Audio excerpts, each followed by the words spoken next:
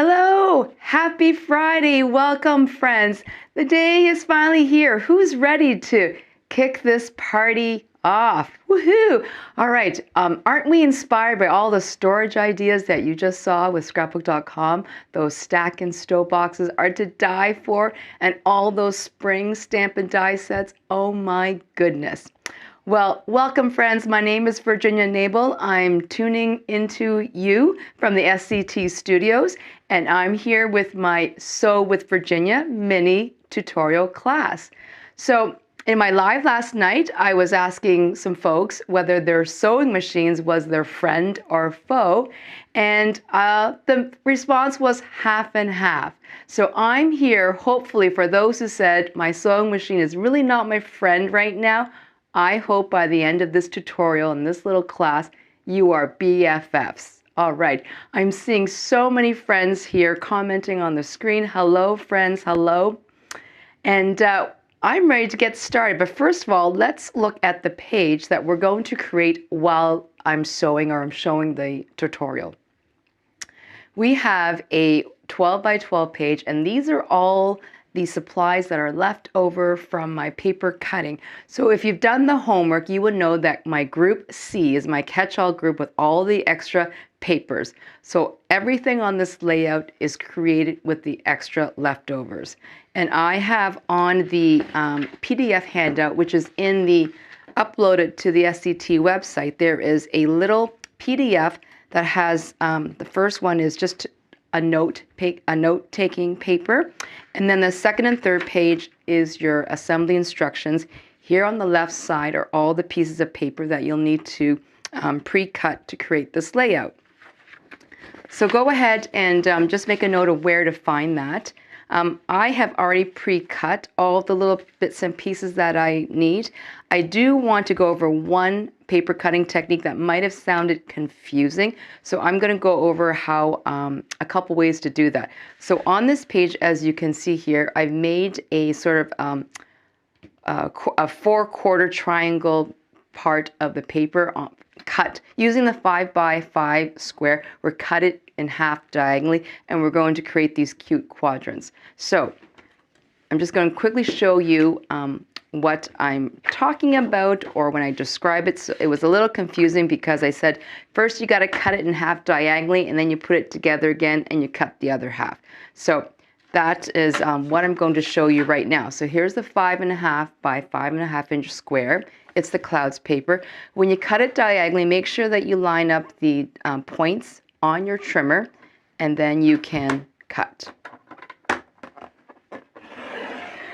Okay, so 2 options. One, you can tape the paper back together again and then cut on the other diagonal.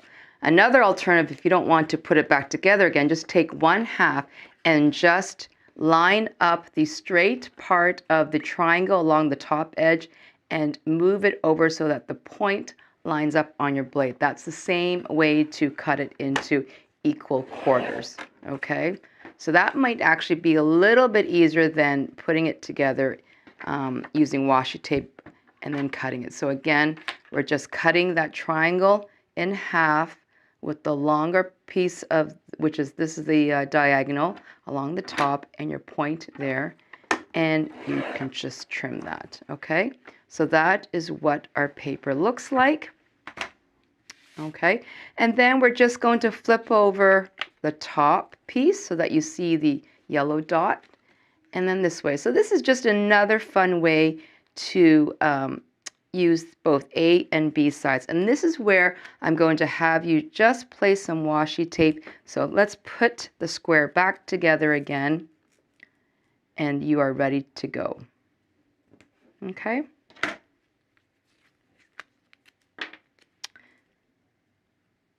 All right. So I just wanted to quickly show you that paper cutting technique just in case the words didn't translate into what I wanted you to do. All right, so that piece is ready. Now there's 2 of them. I've already cut one other square earlier. And I have some other pieces here. We fussy cut out some clouds, which are going to be at the top of the page. Let me grab the page again. some of the tags we have here, which we've just rounded the bottom corners. So again, all this is described in your instruction sheet.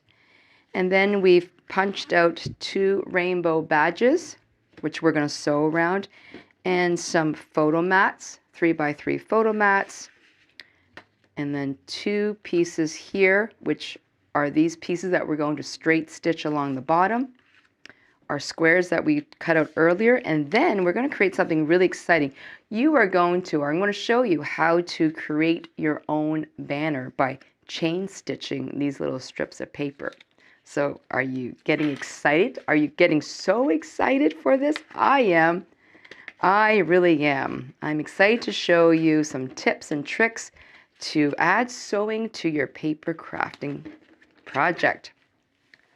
So here is where I have added sewing. I have just machine stitch without thread, and so it gives a really nice dotted effect along the border. I'm going to show you how to do that, and also show you some tips on how to create this look with an even margin. We're going to just zigzag at the top, the squares, just to see that you can see that's held together. And then we're going to straight stitch along the bottom of these panels, and that's just another layering effect, as well as we're going to zigzag stitch all the way around these circles, and that's a great way to make it look like a badge, or actually just another way to highlight that shape. And it's funny because zigzag stitches actually is more forgiving on your sewing machine. It's actually sometimes a little trickier to get the right tension for your straight stitching to show up. So about stitching on your layouts, there are 2 ways you can approach this. One, you can pre-stitch your elements and then just use them and glue them like a regular scrapbook page. Or you can add a little more function to it and actually use the sewing as a way of adhering the elements together. The pros and cons of each are that because it's paper, once you add that stitch in, unlike fabric, if you make a mistake, you can't really take the stitch out. Your paper is permanently pierced. So if you plan on using the sewing to attach things, you have to be pretty certain or glue your papers ahead of time, avoiding the area where you're going to sew, and do that. So it's a great time saver to attach it and use your sewing machine. The con is that if you make a mistake, you probably have to use another piece of paper, or you just stitch again and it's just the homemade look. I prefer to pre-stitch my elements because that way I can sort of plan how they might look, and it's just easier for me that way, and that's how I'm going to build this layout. So I'm going to talk also a little bit about machine stitching and the question of, if you have adhesive, is it going to gum up your needles and all that? Here's something to think about. This is actually a sewing product, and it is a glue stick. It's a temporary glue stick. And it actually, I have to put my glasses, excuse me, and it says, transparent, washable, doesn't gum needles. So I tried it. Can you zoom in? I can zoom in, most certainly can. There we go. Okay, so it's 505. Maybe some sewers here might recognize this, but it is a glue stick. Now, is it similar to Elmer's glue? Some research shows that it's quite similar, but if I'm going to try it, this one is advertised for temporary adhesion, and it says it doesn't gum up your needles. So it does go on, and it looks like this. It's purple. So I'm just going to grab a piece of paper, and then we can even test it, right? I'm going to glue 2 pieces of paper together, and then we'll end up sewing it. So, this is great if you, say, have a piece or, ephemera pieces that you want to glue together, and then you want to just stitch them. So I'm just going to show you here that I've glued them together. I'm actually going to stitch, through that, and I'm demonstrate that hopefully won't gum up my needle. And I'm just going to place some glue here. That way you'll know and see after 10 minutes it actually will dry clear. Okay, so I'm going to just save that and reserve that, and we can sew on that later. All right, I'm just going to zoom back out again so that we can see the page that we're creating. And so far, that's it. So for this page, you also need your sticker sheet. And also just a note, in my class, the ephemera pack is used for just the layouts of the class. This sticker sheet is just used for this bonus page. So you don't have to worry about mixing and matching and not having enough ephemera to create the projects. Okay, so are there any other questions? So what I'm going to do is I'm going to actually go over the parts of the machine. So I'm approaching this tutorial as you're a brand new sewer. Maybe you're having problems with your sewing machine and maybe this will help you troubleshoot it. So I am taking you back really to basics. Like basically, if you're opening the box and you have this machine, and I don't want you to be intimidated by it. This machine wants to be your friend. It is made and built to sew stitches. It wants to do it for you, honestly. Okay, so I'm going to leave this project here and then it will be in the bubble for you to always look at while I'm sewing. Douglas had a great plan. The setup, the camera is going to be awesome for this. Let's see, what else? Any other questions before I start? So without further ado, I'm going to head over to the sewing machine and we're going to talk about sewing. All right, I'm so excited. Let's go.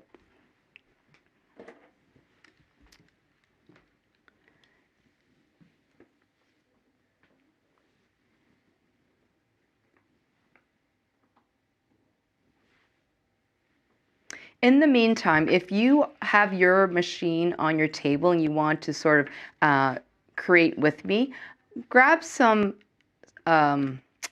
scrap cardstock, and then you're going to need a 12 by 12 white cardstock base. Okay? All right, here we go. Hello, folks. Zoom out. Sorry, I will zoom out. 1 second. There, that way we can see the project. You see that, friends? How is that? And I'll move the sticker sheet so that you have this incomplete view. That is what we're creating. How is that? That looks good? Awesome. Okay, so this is my friend.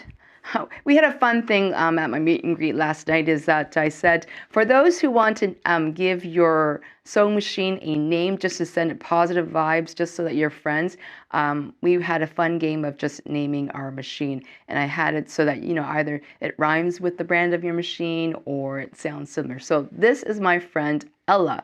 And as you can see, the brand is Elna. Elna, I believe, is not manufactured anymore as a brand. I believe it's under the Janome umbrella line. So you still may see Elna machines out there, but I believe, at least here in Canada, they are associated with Janome. All right, so here is this machine. It is a mechanical, and I would say basic machine. I use that term basic as just the entry-level model, okay? There's nothing basic about this machine. It will do everything you need it to do. It will sew your quilts, your pillows, it will make dresses, it will make pants, it will hem. It does everything. And of course, certainly it will sew paper without a problem. Okay, so your machine might look like this. It's fully mechanical, and when I say mechanical, it means that there is no computerization in this. There are many machines out now that have fabulous computerization, which is amazing. So many conveniences, but this is a mechanical machine. It is powered by a cord, which you see here, and then attached on this side is also going to be a foot pedal. That is what you are going to use. You press it with your foot to sew. Starting at the very left here on your machine, you should have what we call a hand wheel. This is when I refer to the hand wheel. When I say let's walk it, I'm referring to the hand wheel. You're going to roll the hand wheel towards you. That is what you do. You don't roll it away from you. It's always towards you. Okay, especially when you have thread in your machine, you don't really want to roll this hand wheel away from you. You always want to roll towards you. Next up, we have the spool pins. Okay, so mine will retract for easy traveling, and there's 2 of them. Likely your machine has 2. If it only has 1, I bet you in your accessory kit, you might find one like it looks like it's a portable pin and you're thinking, well, what's that for? Dual pins are for twin sewing. So believe it or not, there are needles out there that's on one shaft and there's two needles, and you can have two spools of thread and you thread it through your machine exactly the same way, and there's two needles. So it does double stitching at the same time. Machines. So this is a vertical spool pin. Your machine might have a spool pin where it's horizontal. So the thread is fed horizontally. And the reason why I bring that up is, which is great, no problem with that, is that when you're using thread, when you have a machine that is a horizontal feeding thread, it's very important that your thread is what I call a zigzag or cross stacked thread. So I don't know if you can see here, but the thread is created with crosses. There are some spools where they're stacked threads. That is what you don't want to use in a horizontal machine. The reason for that is when it's a stacked thread, it doesn't roll off easily when it's fed horizontally, whereas this way, when it's zigzagged, it will roll off. When it's stacked on a vertical, no issue because it just rolls off this way. So vertical pins, you can use any kind of thread type, stacked or zigzag. For horizontal, you want to stick with zigzag manufacture. Well, you know what I mean, with the cross hatches, okay? So some of you might have a handle here, which is great for convenience. That's great for portability. Just want to make sure that when, if there are any tension issues, you want to make sure that, your thread isn't caught within the handle. I'm going to talk about tension. This is the only time in my life where I want good tension. I want tension all the time. So when it comes to sewing, you want tension, and that's probably half the battle of people saying my machine doesn't sew. It's tension. You want to find the right tension for your machine, for what you're sewing. So hopefully what I'm going through, all these little parts and steps, it's important to know about them because they will help problem solve your tension issues. Okay, so on your machine, if you notice, there are arrows. This is basically the way or the direction of how you're going to thread your machine. Most machines will have an arrow. You have to put it through some sort of slot or something. My machine will go here through this, around my tension disc, through this is an uptake lever, down again, and there's usually a little clip that you clip it in and then you thread it.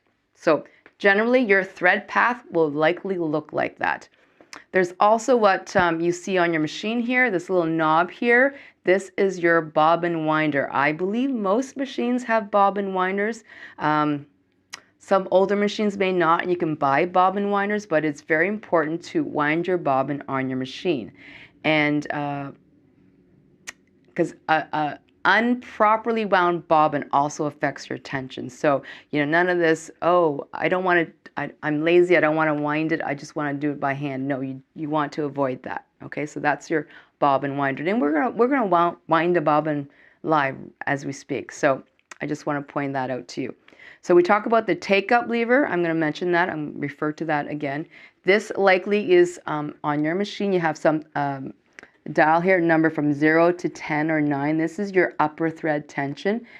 Yours might be a dial here, but this is a upper thread tension, and usually the manufacturer will make some sort of mark to say generally this is the tension you want this setup. So mine, these little framed numbers here under 3, 4, and 5, generally that should work for you.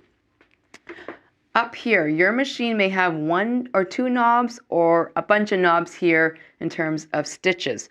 So this machine can do 16 stitches, and that's denoted by A to letter G. And then this knob is the stitch length.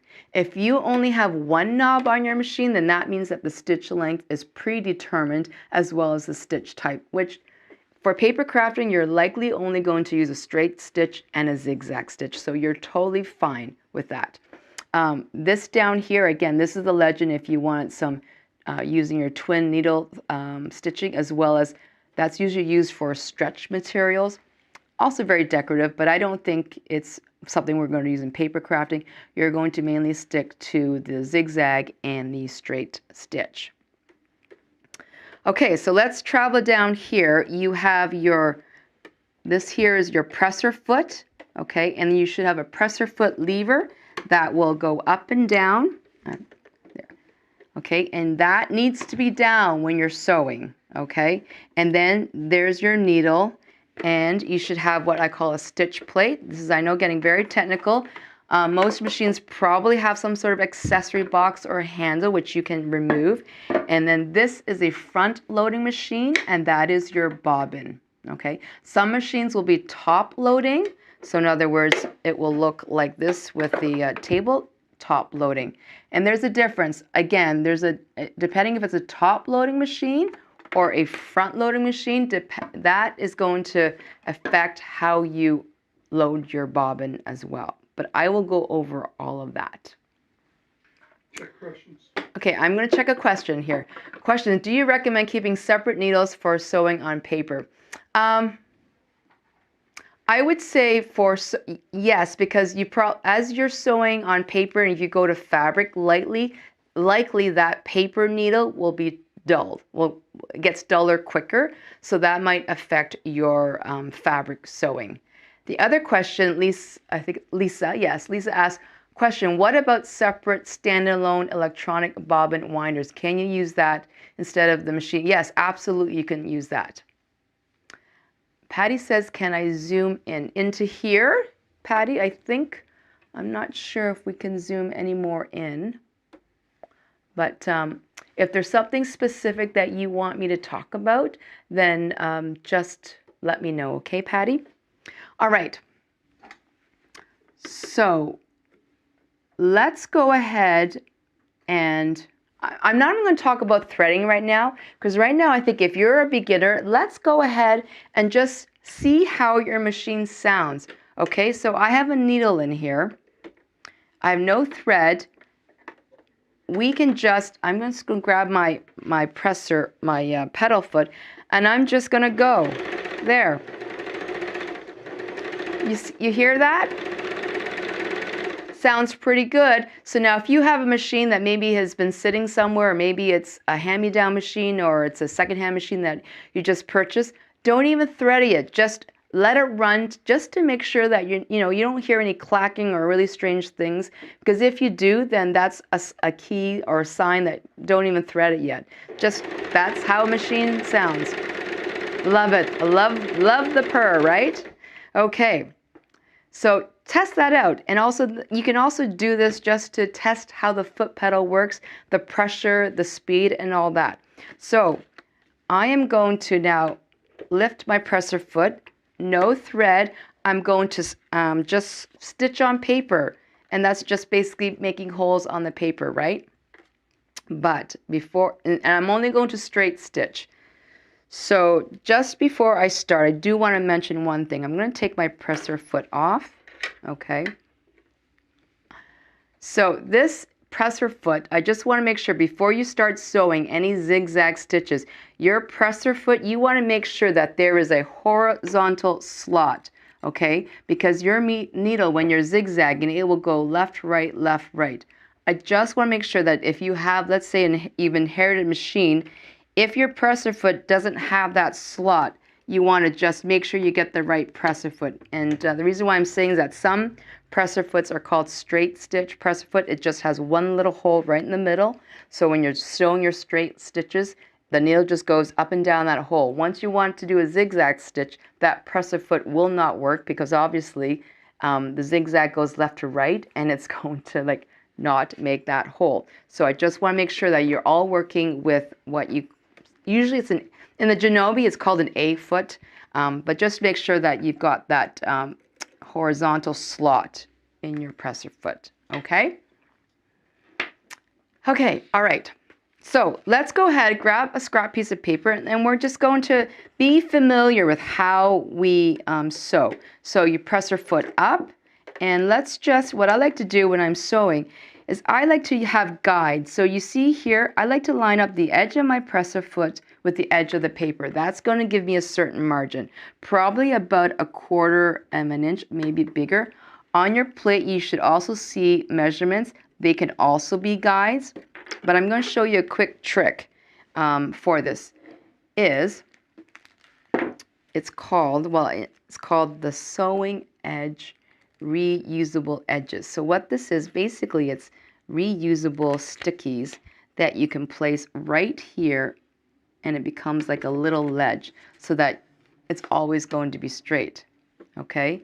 And if you don't have something like this, guess what? I'm sure you have foam tape. Let's just do it with foam tape. So of course, we paper crafters have all the things. So I will use a piece of foam tape.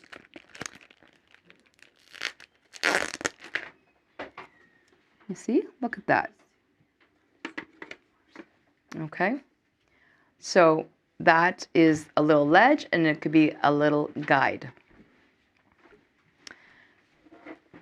So why don't we just practice? There's no thread, and we're just going to put our paper in, press our foot down, and just start stitching. That's okay. I'm zooming in. We're trying to zoom in, folks, so that's might be, just bear with us. So if you want your machine on a straight stitch, which is 8, and I'm going to go for a length about 3.5.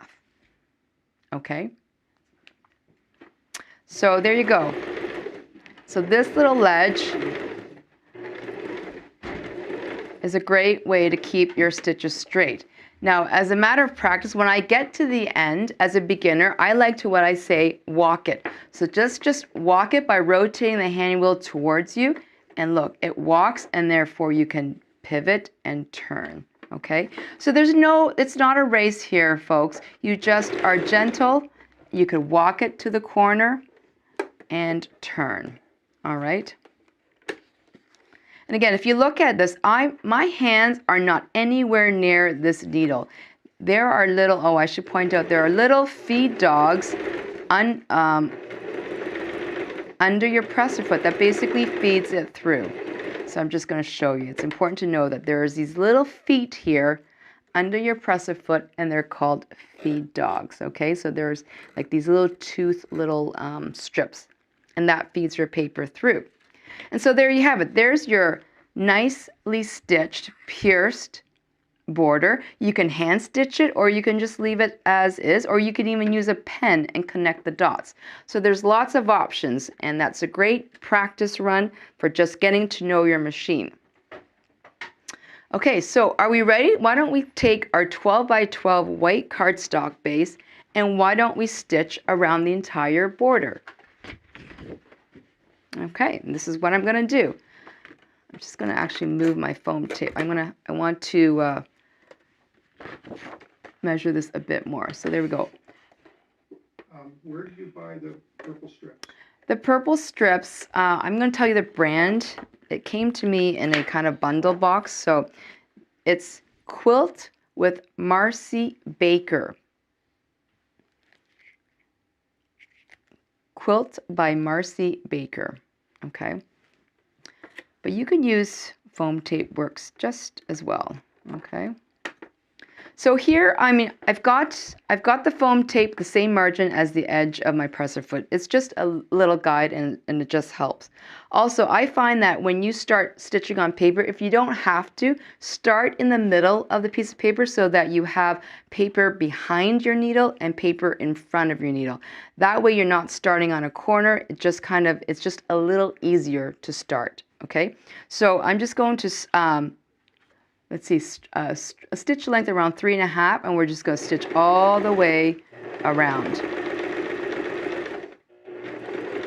So again, I'm getting to the corner here, and I could just sort of walk it and then turn with the needle down, lift that up. Okay, so now in this case, I need to go just a little bit more, which is okay.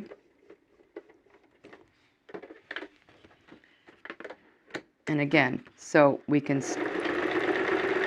so see how easy it is? We're just letting the paper feed through on its own. I can sort of hear a little bit of squeakiness. That's because it's paper, and that's okay. No problems. When you get to the next corner, can you go slower? Show how we turn the corner? Yep.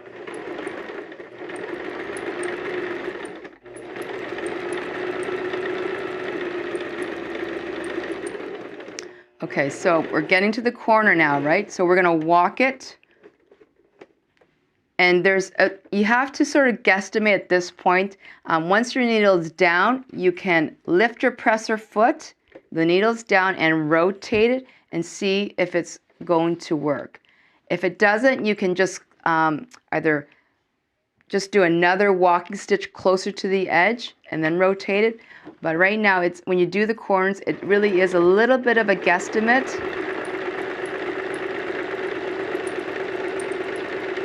And yes, I don't know if you hear the squeaking, but that's perfectly okay. So here I'm getting to the corner. I'm going to walk it.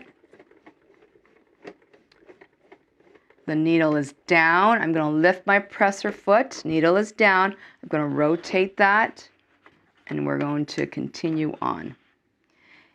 I could see the paper sticking out just a bit. I'm not worried about it. I'll just sort of edge it closer to the edge as I'm stitching.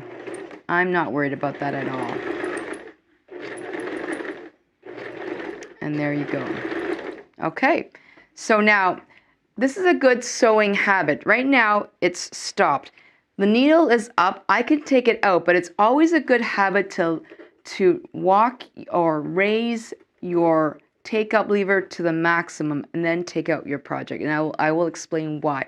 It's always a good habit to make sure that your take-up lever or your needle is at the maximum up position before you remove your project. Okay, so there we have it. You can't see it, but it is a nicely stitched border around the edge. Yep. I'm going to continue stitching though as well. Yep, I'm going to continue stitching. Okay.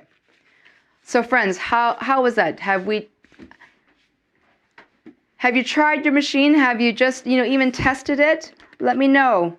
Do you see how easy it is? It's fun. All right. Okay.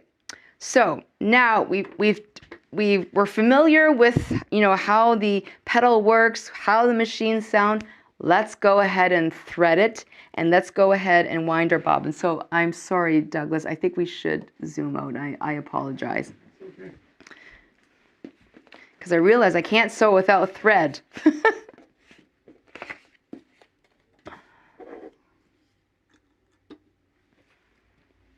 Thank you. Okay, let's just talk about thread.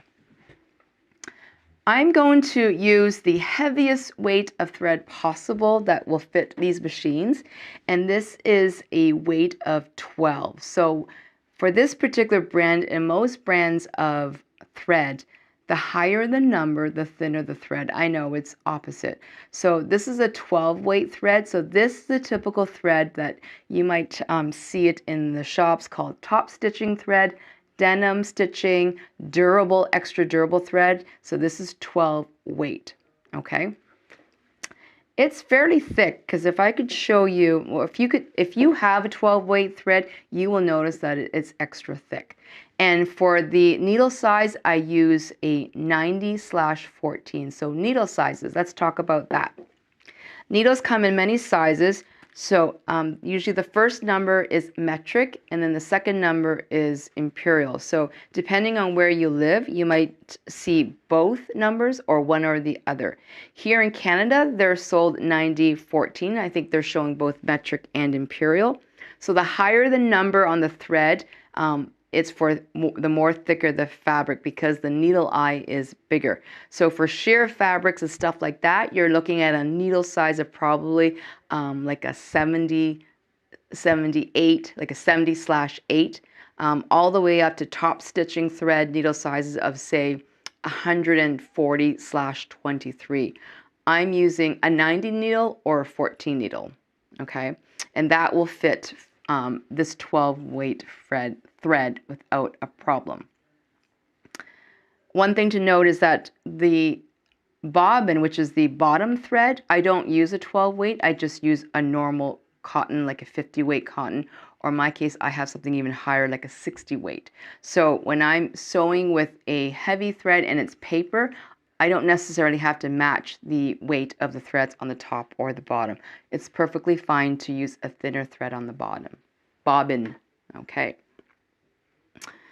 All right. Okay. So, oh, another thing I want to mention before I thread is that if you are just practicing your sewing and the curves and the squares and corners and all that, if you just go on the internet and Google practice sew templates, lots of websites will have free downloads, and there are lots of great templates that you can just print on copy paper, and you can practice, your technique of maneuvering curves, and and making corners.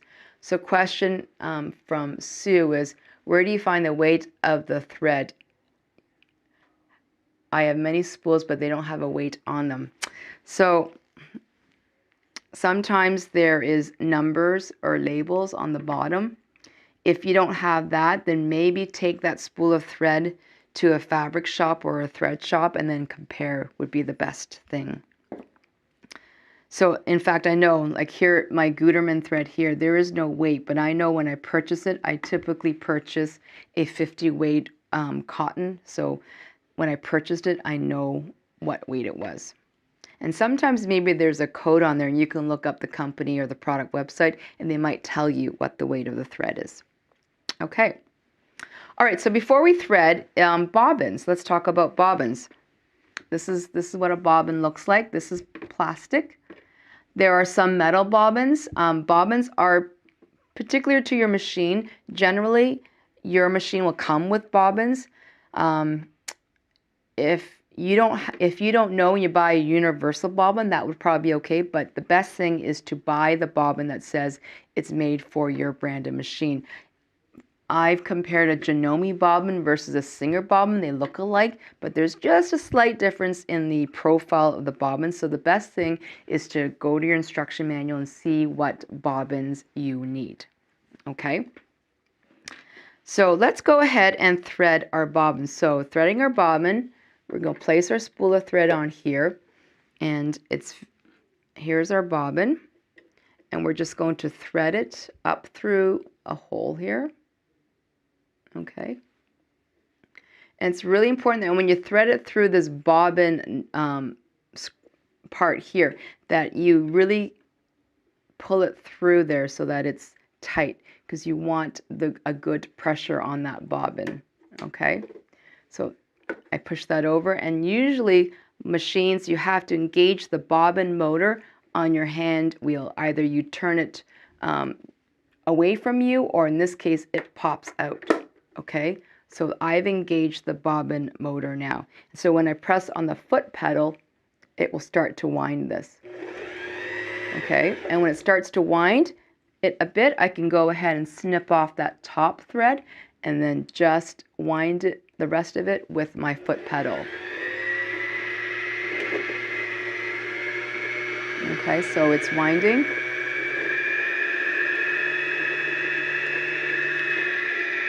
It will automatically stop because it will push against this rubber stopper when their bobbin is full. If you find that your bobbin winder is not winding completely, it's probably just a slight adjustment on this to make sure that it pushes it out when it's full. There, and it just stops. Okay, so that is a wound bobbin. Then you just take that off, and there you have it. A beautifully wound bobbin. Make sure that you, in my case, I push the knob back in to make sure that I'm ready to sew. Okay, so let's talk about bobbins now. If you have a front loading machine, this is your bobbin, and that's your bobbin case. No, I think you're fine, because I'm going to be showing more of it zooming out. Again, the best thing is also to refer to your manual, but I just wanted to show you, and so that when you're reading your manual, you're thinking, I remember Virginia mentioning that. So when it's a front-loading bobbin, likely it is going to be your P's and Q's. You have to put your bobbin in so that it looks like a Q, so that the thread is hanging over on the right side, okay? So your bobbin is placed in, and then you pull the thread through the slot and up. And then that is your wound bobbin, okay? So leave a tail about 4 inches. And there's only one way to put this bobbin back in. There's this little horn that matches a slot in there, and then it clicks in. See, it just clicks in. So you want to leave that tail there. You're going to pull that up later on. Okay, so threading your machine now. So I'm going to thread my machine. I'm going to place it on the spool. Now, if your machine has a sort of a thread rack that needs to be lifted up, and you need to thread that thread up, and you think, oh, it's a bother, I don't want to do that. No, you want to make sure that however your machine is made, if there is a provision for some sort of higher, raising the thread, looping it through that rack, you need to do that, okay? In my case, I don't need to do that. I'm just going to follow my arrows. Very important, very, very important. When you are threading your machine, your presser foot needs to be up, and your take-up lever, you can walk it down, make sure it's all the way up. Okay, it's very important when you do that. By raising the presser foot, you are taking the tension right now off of your tension disc. You need to thread your machine with the tension discs open. If they're closed, you will have a problem with threading it. So by presser foot up, take up lever up, that is the position, that is sort of the start position. Your machine likes that as, okay, I'm relaxed and comfortable. So I'm ready to be threaded, okay? Also very important, when you're threading your machine, you don't want to just be loosey-goosey going through the thread path like this. You want to hold your thread tight because you want to make sure that you are going through those tension discs, okay? And then up through the take-up lever and then back down, okay? So then here, I'm ready to thread. Now, once you've gone through the tension disc, if you want to see your needle eye a little more clearly, you can put your presser foot down and then you can thread it through. So threading your machine, it's always good to have a nice sharp pair of snips just for sewing, because nothing is more frustrating than having frazzled ends to thread your machine. Now I'm going to do something that maybe you shouldn't do, but because of my eyesight and my age, I cannot see that needle eye, and I don't have the luxury of an automatic needle threader. So this is what I do. Please do not do this if you're uncomfortable because the power is on. I like to just place my hand behind the needle so that there's a bit of a contrast, okay? That's me, I know. I need to do it that way just so that I can see. And again, I need to re-snip this, okay? And yes, this is the part where, The hardest part of it. this is exactly, my head's in the way probably and I can't see. Yep, so hang on. Okay, so this is real life, folks. I know this may be the frustrating part about threading your machine, right?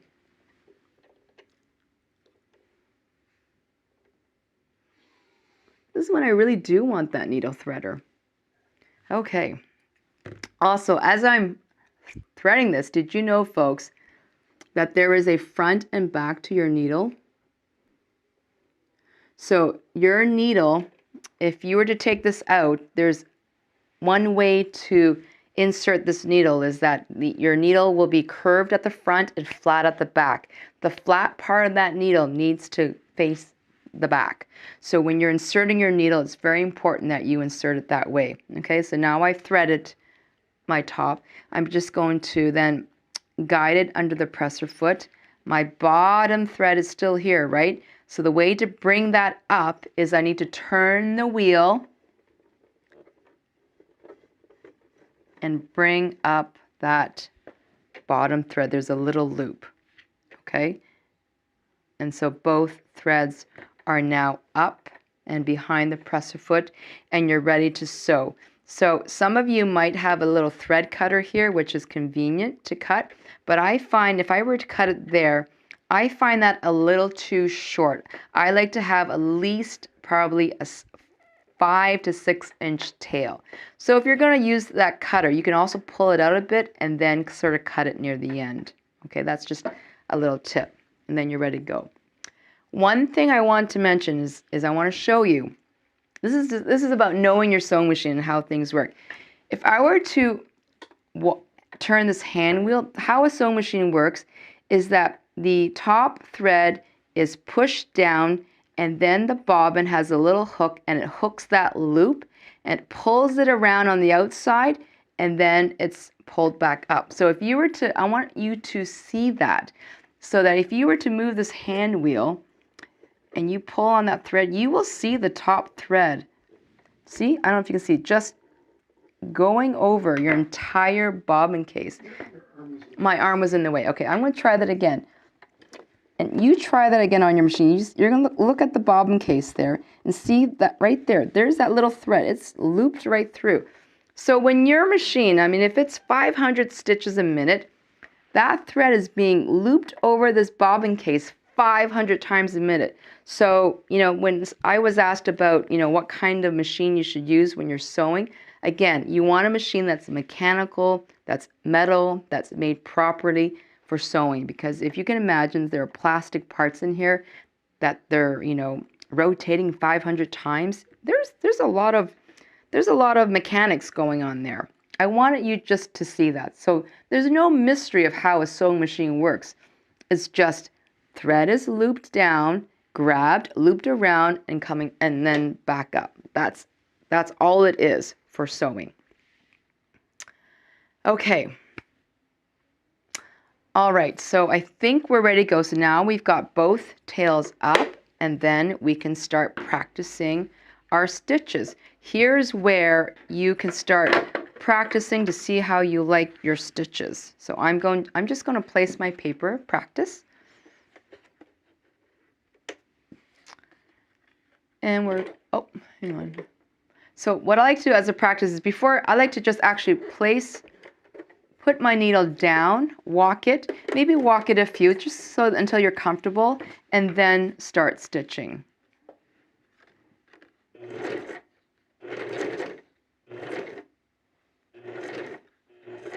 So then you can start seeing how your stitch looks. I find with this thicker thread, if I loosen the tension, I seem to get a better stitch. So I am going to turn my tension maybe to like a 2.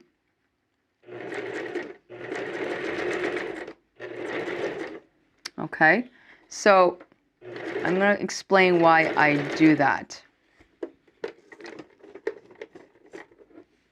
If your tension I find for paper, for thicker thread, I find if I go higher, I don't get that distinct sort of, end points. I like the stitches to look like there's a starting point and an end point, and then the stitch is just a very sort of light sort of hump, right?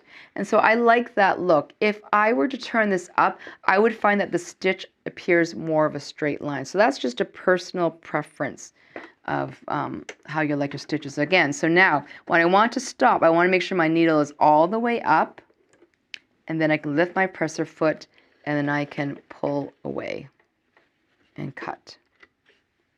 Okay, so I don't know if we can see here, probably not, but it's a nice line of stitching. I can go maybe overhead. Yeah, you know. Should I go overhead? All right, let me go overhead. And I'll show you.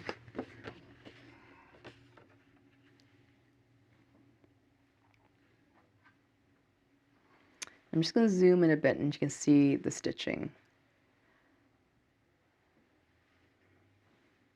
There you go. So do you see the stitching there? It looks pretty nice, right? Now if I turn it over on the back side, it looks like this. Now, if I was sewing fabric, I probably would not be happy with how that looks. There's a big difference between sewing fabric and paper. As I said, with paper, the hole is permanent. With fabric, it can close up and then your stitches will look like the top. I also find with paper, although it's thin, I find these machines, they work better if there's more material to grab.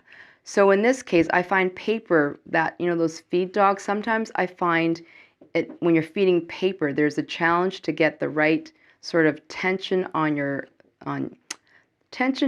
stitches because your paper is so thin versus fabric, it's more there's more to grab, there's more to walk it through. So that impacts a little. But I found playing with the tension by loosening the tension on top, you can get these nice stitches.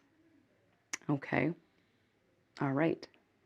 So we can go ahead and let's do some chain stitching. We're going to create this chain stitch of this banner. That will be fun. So chain stitching is just basically sewing through materials, pieces without lifting and stopping your thread. So you're chain piecing your items, and so they'll be together. So to create the banner, I'm going to alternate floral, striped, and floral, okay? So who's ready to do some chain piecing? Okay, let's start. So what I also find before I start is sometimes on a small piece like this, I like to hang on to the thread so that it's not grabbed into the machine right away. And so I also start to walk it. Okay. Nice, isn't it? Yep. So I'm going to start stitching. And when I get to the very end, I'm not going to lift the press foot or the needle. I'm going to take the other piece of paper and just slip it right behind it and continue stitching. Okay. So this is a really cool way to just kind of make your own banners. Like you'll be an expert at the end of this.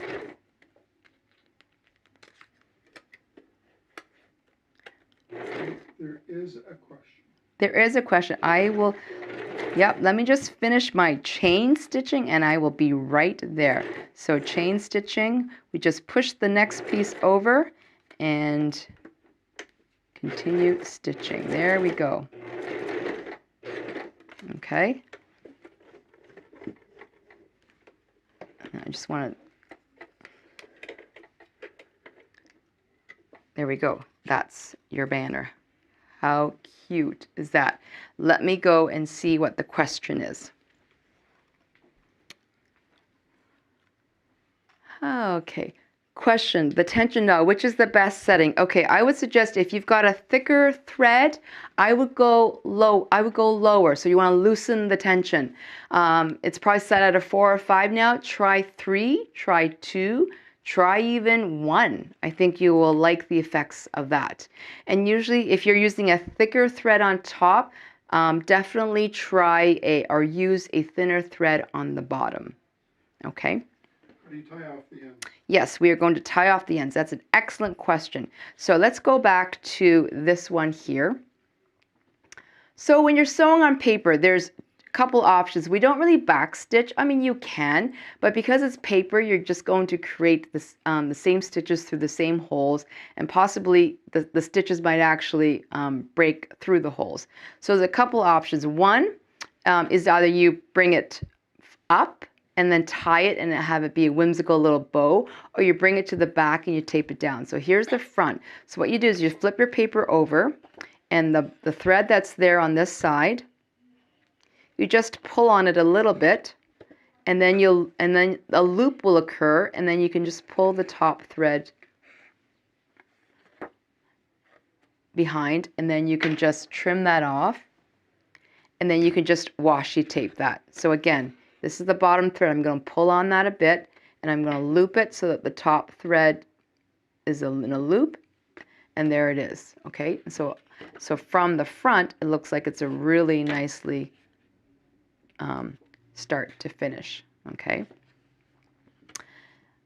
If let's say this was the front and I pulled it to the front, it was so cute to just tie this off and have these little tails to it. You can do that as well. All right, so for the banner piece here, we've got our banner, right? So we've chain stitched that. How cute is that? Okay, so that's our banner. Now I have in the instructions, you can fringe it. I didn't bring my fringe scissors, but you could certainly fringe it by just with a straight pair. I'm actually just going to make banners just for a different look, right? Just so that you see both of it and you can see what you like. You can fringe it. And the banners, I'm just kind of make random lengths again. And this is all very random. I like to have different length banners.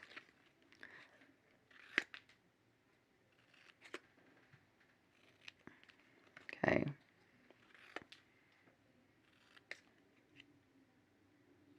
I kind of like the tails on this banner just loose. I think it really adds a bit of a flowy, whimsy kind of vibe. Okay, so that's your banner. So we've, ta-da, one element done. Okay. All right, so the next thing we're going to do is we're going to now, let's do some straight stitching along these bottom panels. And you notice here when you're doing a rounded curve, you could probably just dial your stitch length down a bit just so that you can get around the curve. So that's, I'm going to maybe start at maybe a stitch length of 3. So we're going to do that. So these are the 2 pieces. I'm just going to stitch along the bottom, straight stitch. Okay. All right.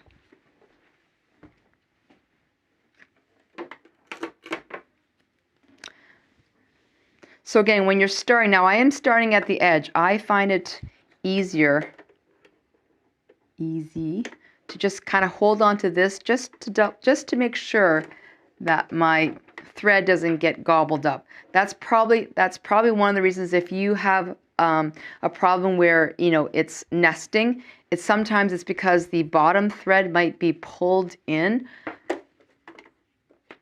That way, if you just kind of hold on to the tails, you can have a really good start. Now I'm going to go for maybe 3. And we're just going to continue to sew. When I get to the corners, I mean, I can wing it and try to curve it, but I can just actually walk it. And you have to excuse my hands. And sometimes I actually have to lift up a bit just to get around that curve. Oop, I made that curve. Oh boy. Made that curve just a little off, but that's okay. I don't want to have my head in the camera, so I'm kind of just sewing this. Yep. All right. Again, everything's just practice, right? Right now. Okay, a little crooked, but you know what? Let's see how I do on this piece. Okay.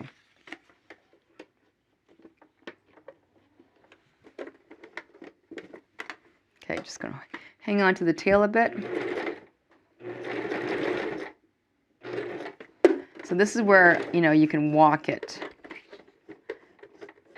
And sometimes even changing the stitch length when you round the corners might not be a bad idea. But let's just see how we make it there. That's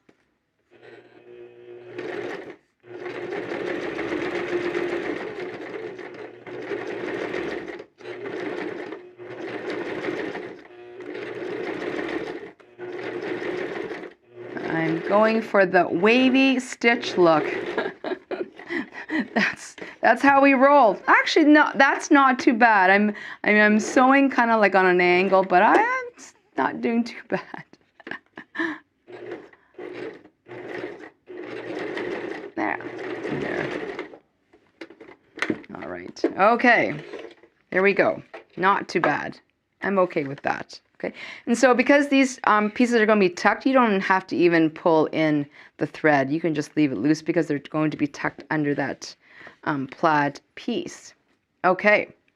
So now we've done straight stitching. Let's try some zigzag stitching. All right. So zigzag stitching is the letter C. And I'm going to go for a stitch length of probably 2 because I want something short. I want them to be dense. I want them to be a little bit shorter and closer together. So let me actually just try 2. Okay. So this is our piece, and I'm just going to stitch the corners just for some fun stitches. Now when you're stitching a zigzag, It's always good just to test to see how you might like it rather than going fast. So I'm just walking and testing to make sure I like the length of the stitches and I like the look. So I like the look of that. I'm just going to stitch.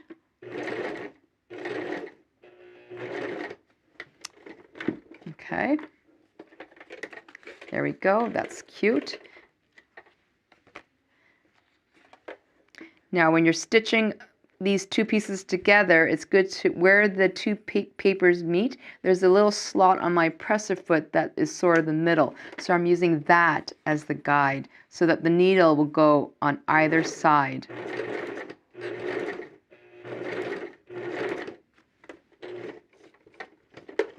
All right. There we go. Now, yep. So you can just leave it loose as whimsical, or you can hold it back. Now I'm thinking I might just adjust my width a little bit so that it's a little bit closer together. So, you know, this is the great thing about this. You can just play. Experiment. It's okay. I'm just going to stitch it down a bit more so that you can see it. Ooh, now that's kind of a cute one. So see that one? That one's definitely closer together. So I don't know if you can tell on the camera, but the thread is thick. So if you've never tried a 12-weight thread, give that a shot. As you can see, it's sewing fine through my machine. You can also use the 12-weight thread to hand stitch as well, and it will be just fine. Okay, so we can continue with that.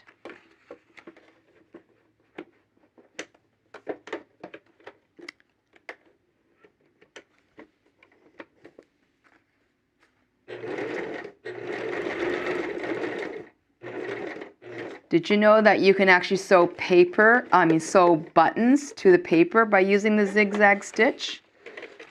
That's kind of cool. To do that, you need to, in your kit, in your sewing kit, you probably have something called a darning plate. You have to use that to cover up your feed dogs so that it doesn't feed the paper through, so that the zigzag stitch that you use will just be in one spot. It won't feed it through, and that's how buttons are sewn. If you have a machine, you might have a button where you can press and it lowers the feed dogs. But usually these machines it's this plastic plate that covers your feed dogs. You know, sometimes I find with machines, like you might have not looked through your accessories kits. You know, I mean, there's probably some really neat feet in there that, you know, whether it's a blind hem foot, there's probably a buttonhole maker in there. There we go. Okay, so I'm going quite fast, but this is how the zigzag stitching will appear on that square. Now, how about we try zigzag stitching around a circle? Let's give that a try. So this is one where when the zigzag stitch presses or pierces the paper and then the next stitch is onto the right, I actually have it so that it's not on the papers. It's just right outside the edge of the paper. So it's okay to sew on something that's, you know, it's okay to not sew on material. Like, don't feel like, oh, I'm sewing and then I run off and I'm going to wreck my machine. You're not going to. You know, this machine, I'm going to show you, it will sew nothing, as long as I keep the tension pulling that thread. It's nothing. You're totally fine. See, that's all that is. You didn't mess anything up. So don't be afraid when you're sewing along the edge. If you happen to just, you know, fall off the edge of the paper and go oops, and you think you've done something wrong, totally fine. Okay, so here I'm going to start my stitches. See, I don't know if you can tell, but I am not on the paper. My paper is just to the left of the needle. So I'm going to start, and that's with this. Sometimes going in a circle, you have to go slow to get all of it. This is a little dense. I think I'm going to maybe go a little bit longer. So you just have to slowly rotate your paper as you go around. And if you need to stop and actually lift your presser foot up to adjust your circle, you can. So the zigzag is actually wrapping around the edge as I go.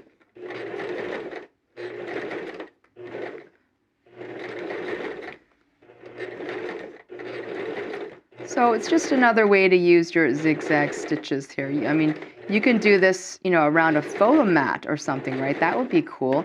Adds that extra texture.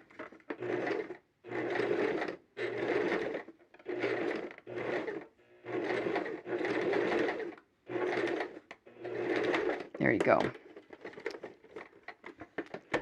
I think that's looking pretty. Look. So that's the zigzag stitch. It's not as close as my sample, but I still like that look. Okay, so we can continue that with the smaller one. This one's a little tricky because when your shapes are smaller, it gets a little tricky, but I think we can do it. I'm going to hang on to my tail here. There we go.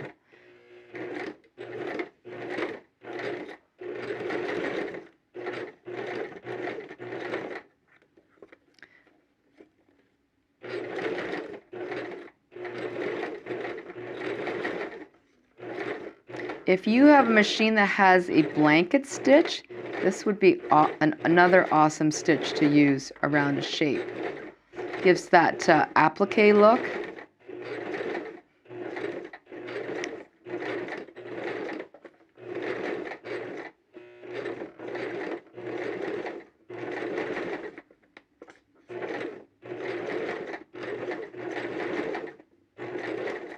Just kind of have to zhuzh it. Kind of, there we go. Don't forget, your sewing machine is your friend. There we go. So, how cute is that? All right. I think we're ready to put our project together. So,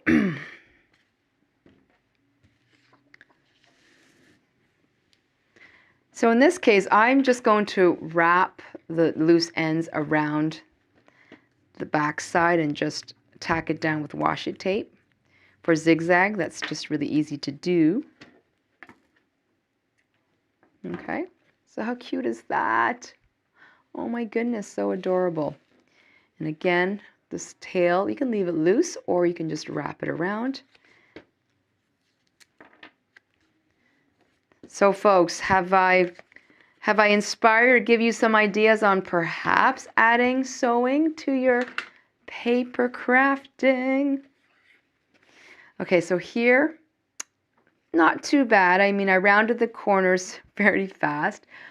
So here, again, because this is going to be tucked in underneath, I'm not even going to bother tying it at the back. All right. So this piece, these squares here. Okay, so I'm going to, should I leave them loose? Maybe just for time. I think maybe I'll leave them loose. So that you see two options. You'll see kind of loose or just tied back. Because this is kind of like a whimsical page with the banners and the birds and all that. So I'm just going to leave it. Just trim them a bit so that they're not too long, the tails.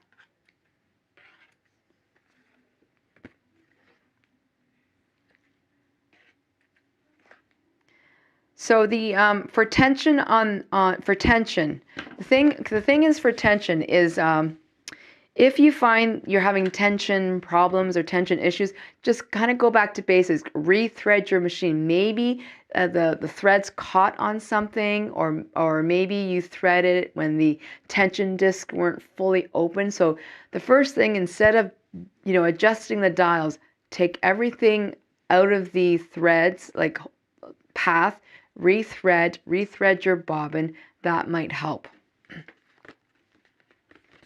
Also, look to make sure that your needle's in the right position. Make sure that the bobbin you're using is wound properly. Make sure that it's the right brand of bobbin for your machine. So there's lots of things that you can troubleshoot before you start adjusting your tension. It could just be as simple as a thread being caught somewhere. Okay. So I remember how I glued the two pieces of paper together. That glue, it was purple, so it is dried up clear. And I didn't sew on this, but I guess I could, just to demonstrate that it won't gum up my needle. So I'm just going to quickly do that and come back to this machine. The two pieces are glued together, and I'm just going to sew, and we're going to see that nothing has happened.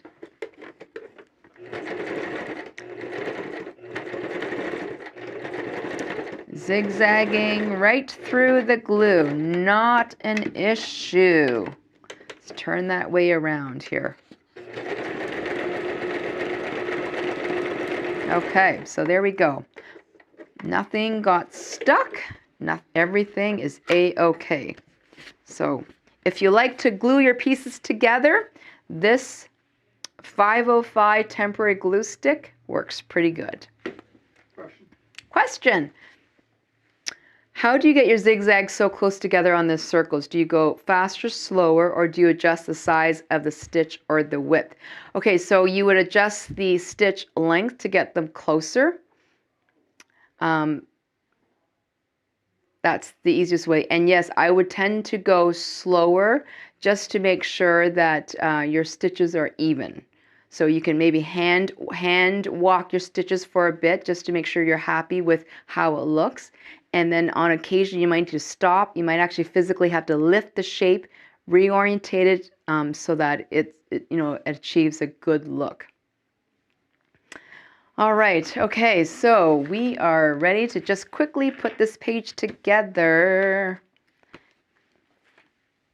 Okay, so you have your page base, and we're just going to grab the one. I should have a piece of plaid, and I don't have it here. I should have my plaid piece here. I don't have it, but that's okay.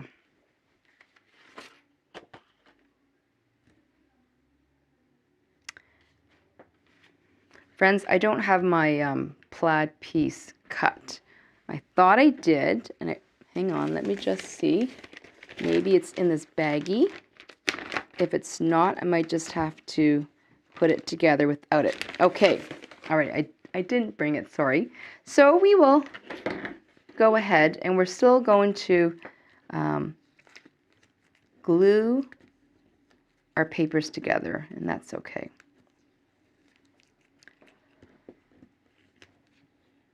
All right.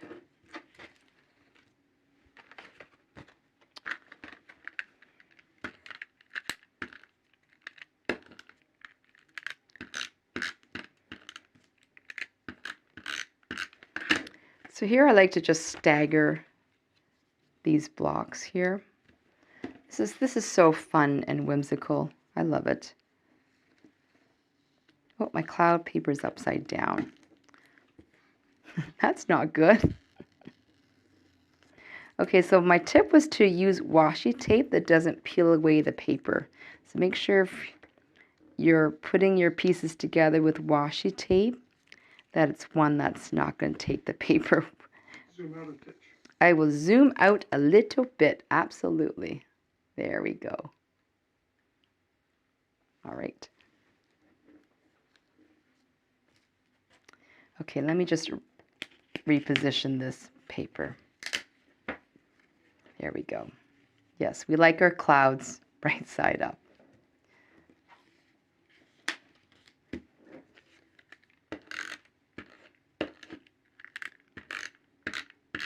Okay, and this one I've just staggered it down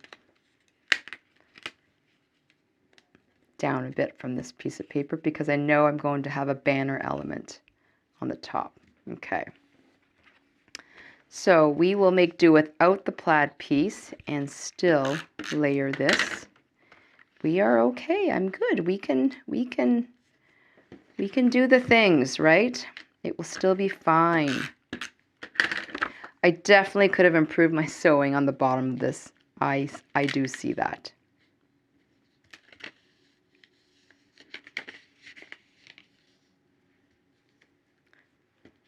But you know, that's the good thing. I'm sure you have lots of scrap pattern papers. This is a great way to practice, right? So these are the tags that are left over from your class. And I like to just layer the tags. There we go. So we round it to the corners just to keep the theme of the rounded corners.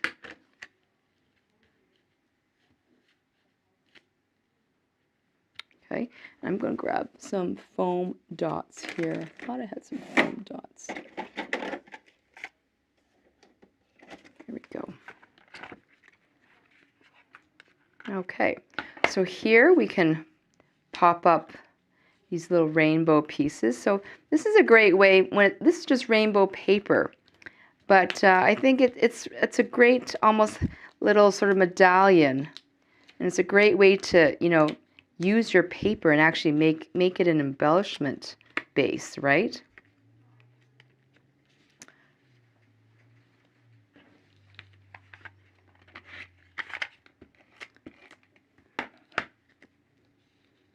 There we go. Okay. So here are the banners. Okay, we can pop them up for some dimension as well. So did you like that chain stitching? That is something I could probably see, you know, lots of banners, you know, even like large banners for your home decor. So now you can make your own banners.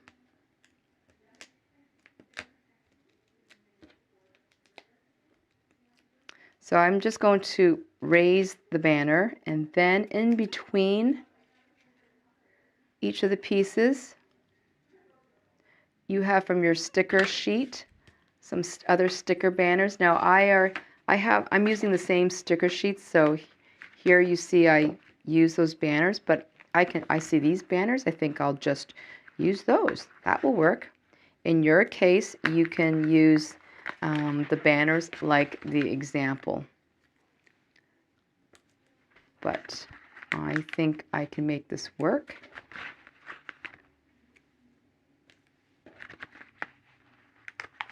So cute. There we go. Okay. So then you can go ahead and add in your photo mat. These are for 3x3 photos.